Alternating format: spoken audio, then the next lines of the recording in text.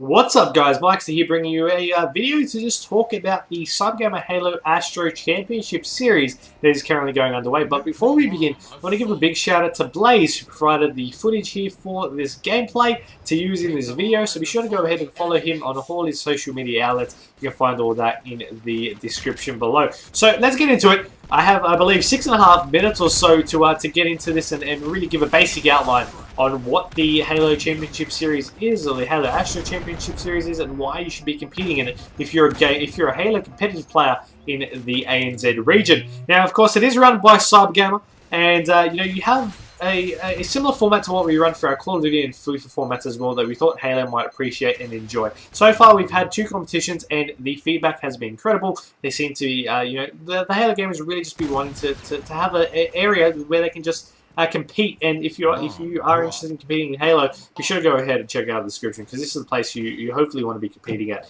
and playing in these competitions. Because any competitions at this stage is really a great thing for any and all involved. Now, the way our CG hacks is involved revolves around is player points.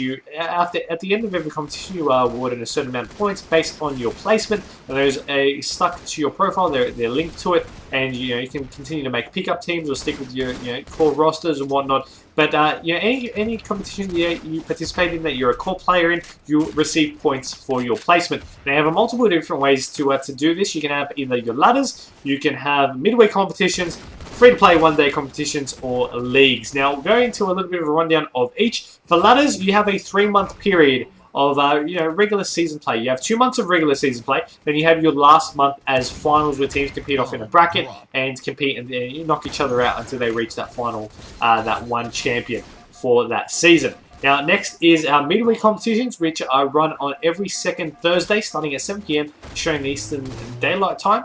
And that will be run as a single elimination tournament, so you lose once and you are knocked out. Next is our one-day competitions, free to play, on Sundays, every second Sunday, starting at 10:30 AM Australian Eastern Daylight Time, and that is run under a double elimination bracket. So you lose twice and you're out.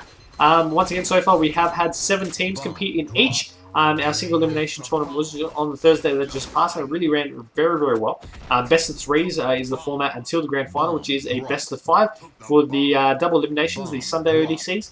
It starts off as a best of 3 for the opening rounds. Losers bracket is best of 3 as well, but the rest of the winners bracket is a best of 5. So it allows the bracket to catch up and allows those teams in the winners bracket to reward themselves by being able to play a couple of maps in their series. Now, once again, at the completion of each of these maps, you'll be able to gain a total of player points linked to your profile, which do get totaled for seeding and league purposes. Now, for your leagues are basically, for those who don't know, is a pay-to-play competition, $35 a player. If we only have one league, the rest are subject to change at a later date. But basically, it's 1 match per week for 2 months for the round-robin play, I guess you would call it. You play each team once, and then you get to that stage where you got your proper seedings. The top 4 will then go into a finals, and you'll be able to play off in I believe it is a double elimination bracket.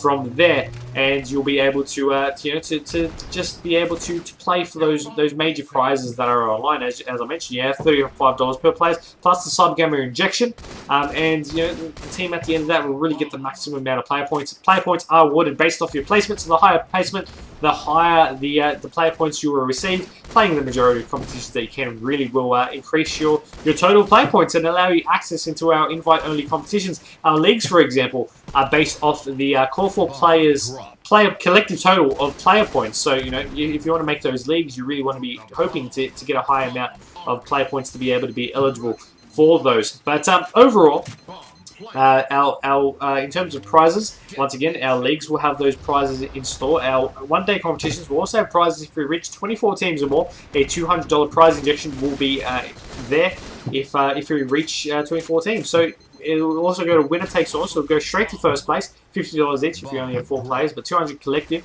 And yeah, so far, as I mentioned, we've had 7 teams sign up on each. We've had a great turnout. We've had a 11th map series grand final in our first ODC, and that went down to 50 to 48. Where that final map score of that 11th map went down to. It was crazy to watch. I was watching those player streams, and so far as well, all you need to do to sign up to these events is that you just sign up to the Halo Championship Series page, and you can find that in the description below, and you'll be able to basically just make a team there. Your team captain can just chop and change your roster at any time before a competition, before or after a competition, and you'll be able to set your core players. Now, your core players is important because it determines who gets points at the end of the competition. Substitute players do not receive points, and your core 4 players determines your seeding collective amount for that competition as well. So it is fairly important.